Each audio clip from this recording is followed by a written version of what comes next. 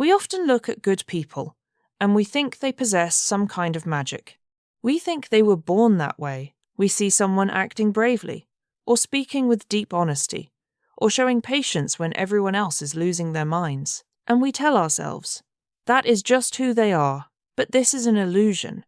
And it is an illusion that keeps us stuck. It gives us an excuse to remain exactly as we are.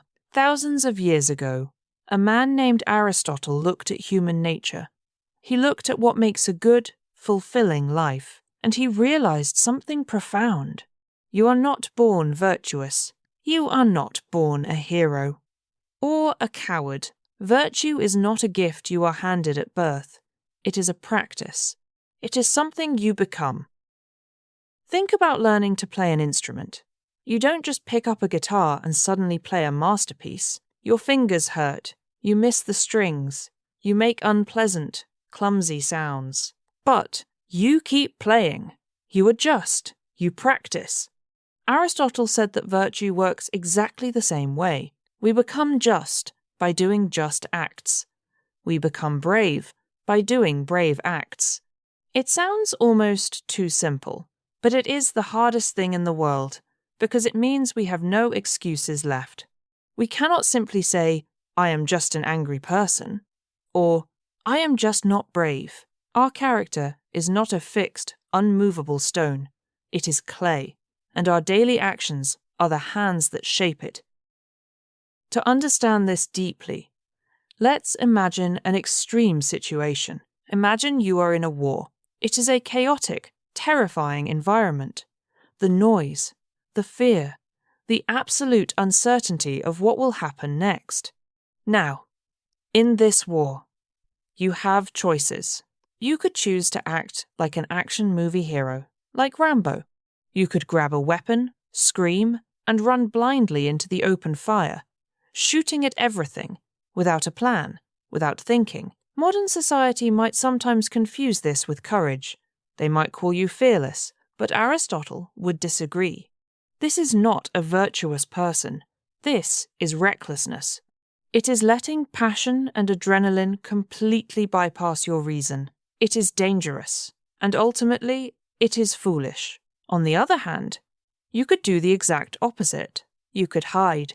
You could curl up in a dark corner, paralyzed by the fear, refusing to move, refusing to help your friends, letting the terror completely take over your mind. This, too, is not a virtuous person.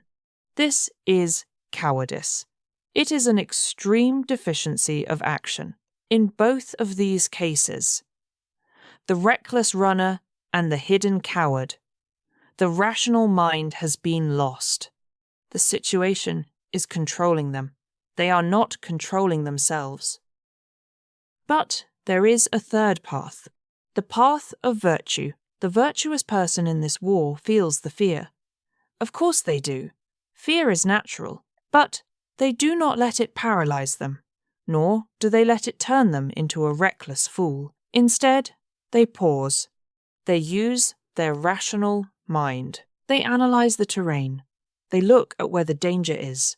They understand how and where to move. And then they decide to go, because they know it is the right thing to do. They take calculated, rational action. Despite the fear, they move with quiet purpose. This is true courage. This is the virtuous person. They have found that fragile middle ground between recklessness and cowardice. They have found the balance. Most of us will never fight in a literal, physical war, but we fight our own battles. Every single day, life requires courage. It requires patience. It requires honesty. Maybe your battle today is a difficult conversation you need to have with someone you love. You could act recklessly. You could charge in, yelling, letting your anger do the talking. That is the Rambo approach. It destroys things. Or you could hide. You could avoid the conversation entirely, letting resentment quietly build up inside you. That is cowardice. But the virtuous approach? It requires you to sit down, to use your reason, to feel the deep discomfort, and speak the truth calmly and clearly anyway. You will not get this right the first time, and that is okay. Remember, virtue is a practice. When you learn to ride a bike, you lean too far left, and you fall. You lean too far right, and you fall again.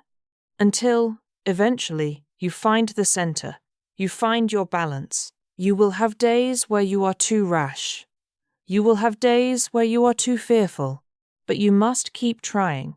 You must keep observing yourself. You must keep applying your rational mind to your daily choices. You are not born virtuous, but you can become it, choice by choice, action by action. Do not wait for the feeling of courage to arrive before you do the hard thing. Act courageously first, and the feeling will follow. Practice the virtue until the virtue becomes you. Take a deep breath. Look at the battlefield of your own life today. Find your center.